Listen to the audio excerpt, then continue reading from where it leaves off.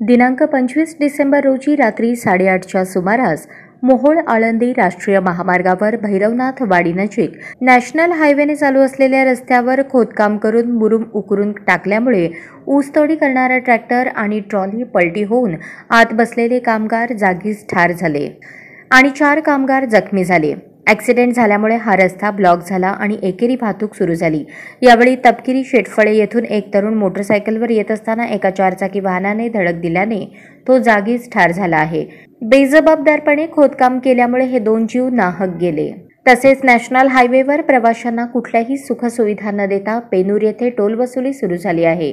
Accident झाल्यानंतर तात्काळ त्या ठिकाणी ॲम्ब्युलन्स आणि क्रेन आणण्याची जबाबदारी असताना तशा सूचना पोलिसांनी करून देखील टोल नाक्याच्या कंपनीने कुठलीही दखल घेतली नाही।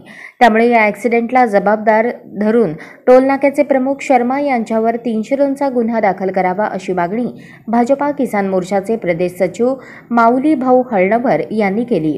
अन्यथा नारायण चिंचोळी येथे रास्ता रोको आंदोलन करण्याचा इशाराही यावेळी देण्यात आला।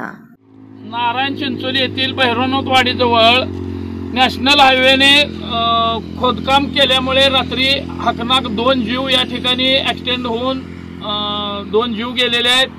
हे नॅशनल हायवेचे या कामकाजाचा आम्ही जाहीर निषेध करतो, कारण याने चालू रस्ता बंद करून त्यावरती मुरुम उचलून फेकल्यामुळे अंधारात दिसलं नसल्यामुळे ट्रॅक्टर पलटी होऊन त्या ठिकाणी ऊस तोडणी मजुराचा मृत्यू झाला।